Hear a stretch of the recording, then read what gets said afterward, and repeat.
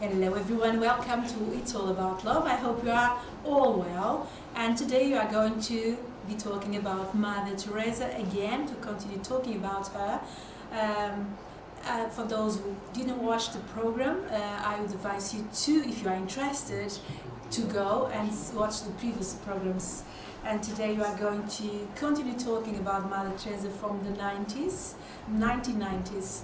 And it's going to be beautiful. I hope you are going to enjoy what you have to say about Mother Teresa, about her life, about her story. And I hope you embrace her generosity and love for the people. I believe so, that you are going. If you are here watching us, it's because really you have a lot of love in your heart and you want to know more about how to do more for the other, how to love more. Because really, Mother Teresa was a great example of love to everyone. So today you are going to continue talking, like I said, about her, about the work of the Missionaries of Charity Brothers in Los Angeles. This work was really prospering in Los Angeles, in America. These Missionaries of Charity Brothers were supported by the co-workers, assisting homeless people, drug addicts, prostitutes, alcoholics, individuals with mental problems, and people with immigration issues. They opened houses and supported with needs, including their education in early schools. So always supporting people in need, people who really needed help. So by December, Mother Teresa attended a ceremony in Washington where some missionaries of charity sisters made final vows. We are talking about 1991. For those who are probably lost in which year it was about her life. And so by December she attended a ceremony in Washington where some missionaries of charity sisters made their final vows. Like I said, she also visited the President Bush to speak to him about the work she was undertaking. And she then visited the Missionaries of Charity Foundation in Tijuana, Mexico. And afterwards, she went to Los Angeles to open a house.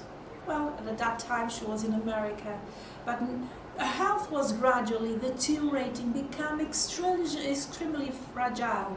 If you watch the previous episodes, and if you know a little bit about her story, we know that her health was becoming fragile year after year. And but at that year, her health really was extremely fragile. And apart from her heart disease that I had mentioned before, she was also suffering from bacterial pneumonia. And by the end of that month, against her will, she was hospitalized in Los Angeles in a clinic. Well, so many health issues she was having at that time in 1991. Her condition gradually improved at that time in America, and one occasion while in the clinic, she appealed for the need of blood donors. And on the following day, the donated blood doubled because of her presence, because of her name, because of her Mother Teresa. Everyone loved her. Well, of course, she had some critics, people that didn't like what she was doing, but they were just few. But the majority of people in the world, they all loved her for what she did. That's why when she requested, she showed interest, or she appealed for the need of blood donors, people doubled because of her name, because of her requesting. At her release from that clinic, as a form of gratitude, Mother Teresa offered a mass to the 3 Jewish doctors that had cared for her. Who had cared for her. These 3 Jewish doctors looked after her while she was in the clinic, in the hospital, and she asked a mass for them. Interesting. And as they did not know how to behave in a mass, because this is a different religion, a different way of relationship with God, um, uh, in a completely different environment from the one where they used it to, because it was. And they asked advice from a Catholic church leader. They asked, and this leader answered, replied, and he said, "Do whatever she tells you. That it is what we all have to do. Just what Mother Teresa says. Do what she asks, what she says." Because they really didn't know what to do in a mass. They'd never been in a mass. So they asked help what they had to do, and they had to follow our orders. But it was interesting. I believe so. And so after the clinic, after she left the clinic, Mother Teresa flew to Rome, where she was going to open a house for the Missionaries of Charity Fathers, again in Rome. Well, in spite of her debilitated her health, she was flying again to Rome and opening houses around the world. Very, very brave from her. And so, however, her poor health was knocking her against, always, because it was great, very fragile. And she once again had to be admitted in a hospital in Rome. And in February 1992, Princess Diana flew from Calcutta to Italy to meet her, because apparently Princess Diana had arranged to go to see her in Calcutta, but because she had to stay in a hospital, hospitalized in Rome, Princess Diana flew to Rome from Calcutta to see her. I think probably she was expecting her in Calcutta, but she couldn't because of her health, and she flew to see her in Rome. The princess had admired Mother Teresa for quite a while, and here she was meeting her for the first time. It was in 1992,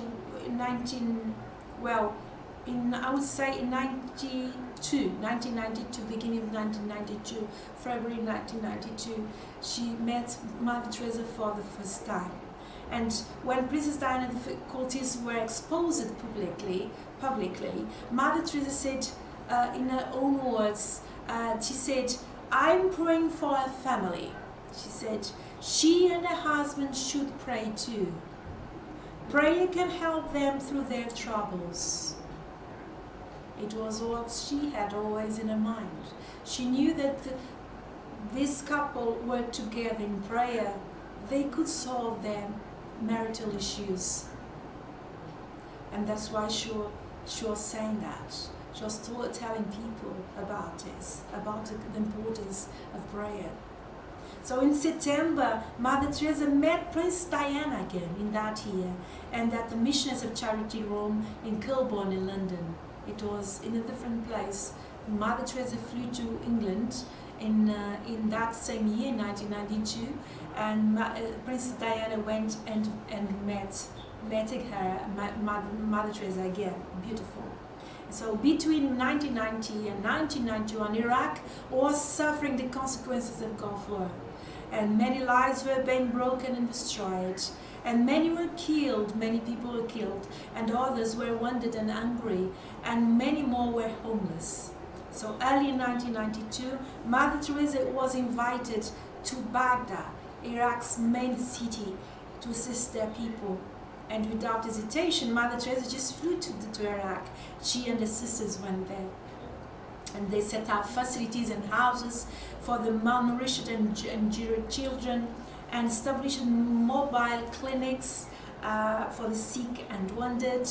And people from all faiths were coming to see her. People there in Iraq from all faiths were coming to see Mother Teresa, and many were bringing their children for her to bless them. Beautiful. Many people knew that she was there because the news were telling everyone that she was in the country, and so many went to see her and ask praise for their children, and to bless them. because they saw Mother Teresa as a holy person. Wherever she was seen as a holy person, and many people would ask for prayers, mainly for their children. So her presence brought hope and joy in that country for so many people, and the Iraq government asked her to open few more homes for the people, for the children, for the people, dying people, for the people who had no place to be. And she was doing it with her sisters. So meanwhile, in spite of her determination to be present in various parts of the globe, wherever she was needed, she was also becoming more and more dependent on the sisters and others around her. She was becoming more and more dependent because of her fragile health. She was becoming very weak, and so she needed more and more support. She had occasionally memory loss. She began by having memory loss and confusion. It is difficult to believe because she was doing so much and flying around the world, but she had this memory loss and confusion sometimes. But fortunately, she could, after those episodes, she would have good memory and should be very clear of her mind. It was kind of difficulty for her and for many, but it was what she was having. And so in May 1993, after the celebration of Jacqueline de Care's 80th birthday, because for those who don't know about Jacqueline de Care, it was a Belgian lady who was a friend of Mother Teresa. They met in Calcutta many years ago when they were still young, and they became very close friends. And so in 1993, after the Jacqueline de Care 18th birthday, because she was 80 at that time, in Belgium, because she was living in Belgium, she had to travel to Belgium because of her health problems, this Jacqueline, and she had to remain in Belgium, and their role to help the missionaries of charity was to pray for the sisters, to pray for a sister, to pray for people that from the association, for God to give them strength to continue doing what they were doing. So Mother Teresa flew to Rome, and after the celebration in Belgium, because apparently Mother Teresa went to her birthday, and after that she flew to Rome and fell on a wet floor in the bathroom and wounded 3 ribs. Again, she had enough already, and she had even more then.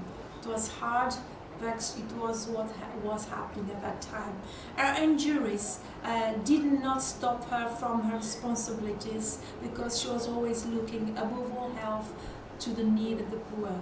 And so she continued traveling to various regions such as Poland, Ireland, and United Kingdom as well, again, to open homes and speak against abortion.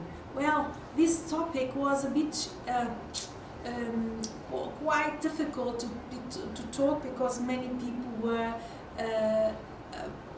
in favor of abortion, but Mother Teresa was against abortion, and many people would criticize her because of this. But she didn't pay much attention to that. She continued what she believed that God believed, that God was against abortion, because abortion kills human beings, and so God is not a God that killing human beings, and God is a God of life. That's why she had that in mind, and she was always against abortion. So in August of that year, Mother Teresa was in Delhi to receive an award, and unfortunately she was suffering from fever again, vomiting. She had poor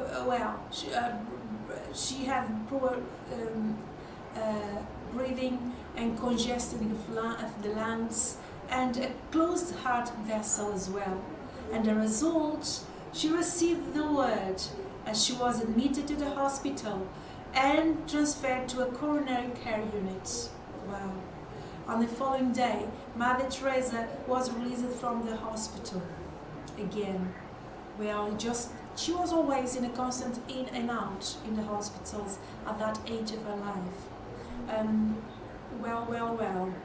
But by the 90s, 80s and 90s, Mother Teresa had long been concerned with the co-workers across the world. Wow, because it was so much to do with that organization. She had been afraid of the possibility of money becoming too central to them and making this a financial organization. She was afraid of that.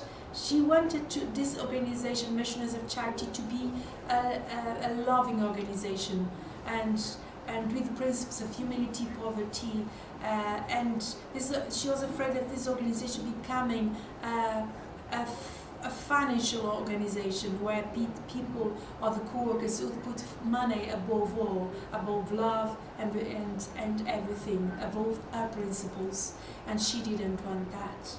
So in August the 30th of 1993, in August 30, while recovering from an illness, she wrote a letter to the co-workers to inform them that she did not want them to continue with bank accounts as an organization, because apparently they had bank accounts in the organization, and she decided not to have that in the organization.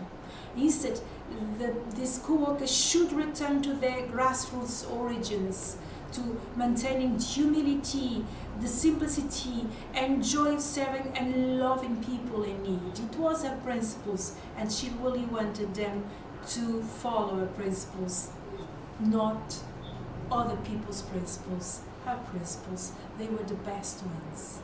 So in order to bring Jesus to the poor, she wanted them to walk with the sisters. She wanted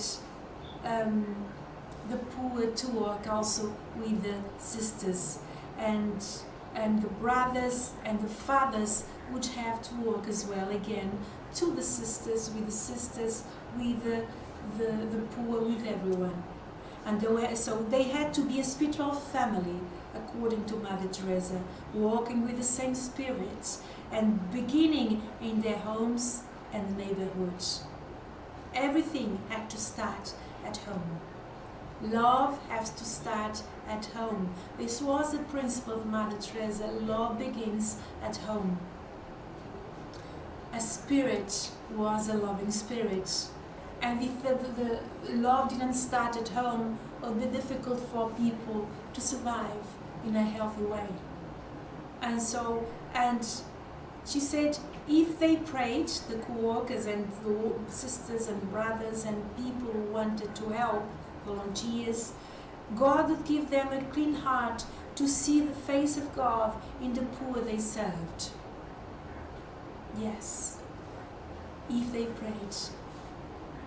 And overall, she was praying, preparing them for the spiritual maturity that they would need after her death. She wanted to make sure that she would live and living here, co-workers and anyone with a strong spiritual side, with spiritually strong, and they would have, and then she would be okay with that. Otherwise, she would not feel very comfortable in the situation if she knew that people were not strong enough spiritually and emotionally. So, on the following month in Calcutta, Mother Teresa was once again fighting to survive. Again, it was all the time. And surgeons were struggling to clear one of her blocked heart vessels. And in the meantime, and in spite of her condition, she sent some sisters to assist the victims of the latter earthquake in 30 September of 1993 in Western India. It demolishes 52 villages and approximately 10,000 people died, whilst another 30,000 people were injured because of this earthquake in India in 1993. And so she sent people to help, she was always send people, not just send people themselves, but carrying and taking food and blankets and anywhere, anything she needed, they needed. Wonderful. Wonderful. So in October 1993, Mother Teresa arrived in Shanghai to open a home for special needs children, and afterwards she traveled to Beijing. Wow, wow. Always, in spite of her health, always flying and helping those in need. Wow, wow, wow. That's beautiful. But her traveling was more restricted. But she still continued determined to go where she felt God was calling her in spite of her health. Always, always. So we are finalizing this program today. I hope you took something from this part of her story, of Mother Teresa's story, and well, everything that you speak about Mother Teresa is always an inspiration.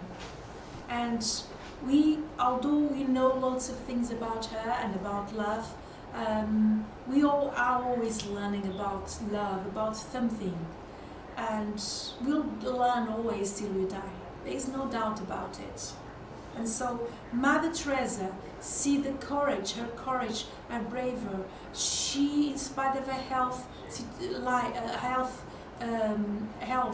poor health, she continued working to help those in need, because she felt God was calling her in spite of her suffering, of her health, because above all was love. And this is what we all should do. Always put love above everything and loving others. That's what you have to do. Always thinking good things and doing good things for the other. And so I want to say a big thank you for listening, for watching us, and I hope you have a lovely rest of the day or night, wherever you are watching this program. And thank you again.